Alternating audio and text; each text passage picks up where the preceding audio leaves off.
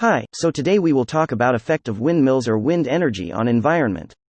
The growth of renewable energy has been unprecedented over the past 25 years. Wind and solar have maintained double-digit growth rates since 2000. No other segment of the energy sector has grown this fast.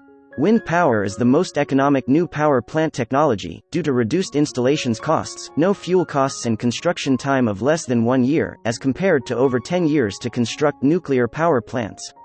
The effects of wind energy on the environment often are considered to be positive, through the production of renewable energy and the potential displacement of mining activities, air pollution, and greenhouse gas emissions associated with non-renewable energy sources. Wind is clean, free, indigenous and inexhaustible. Wind turbines do not need any type of fuel, so there are no environmental risks or degradation from the exploration, extraction, transport, shipment, processing or disposal of fuel. Not only is generation produced with zero emissions of carbon dioxide during the operational phase, but it also does not release toxic pollutants, for example mercury, or conventional air pollutants, for example smog forming nitrogen dioxide and acid rain forming sulfur dioxide. Its renewable character and the fact it does not pollute during the operational phase makes it one of the most promising energy systems for reducing environmental problems at both global and local levels. Operation of wind power has zero emissions of harmful substances. It does not add to global warming, the fuel is free, and is quite evenly distributed around the world. The energy needed to produce and install the turbine amounts to 3 months of turbine production.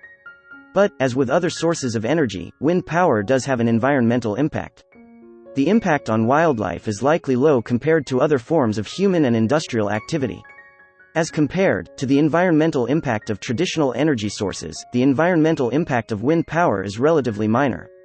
Wind farms are often built on land that has already been impacted by land clearing. The vegetation clearing and ground disturbance required for wind farms is minimal compared with coal mines and coal-fired power stations. If wind farms are decommissioned, the landscape can be returned to its previous condition. In conclusion, it is important for us to decide that if we have to produce and use electricity, it is certainly preferable to produce it in a way which has the smallest possible impact on the environment.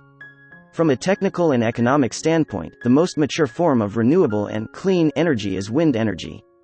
It can effectively contribute to combating climate change while at the same time providing various environmental, social and economic benefits.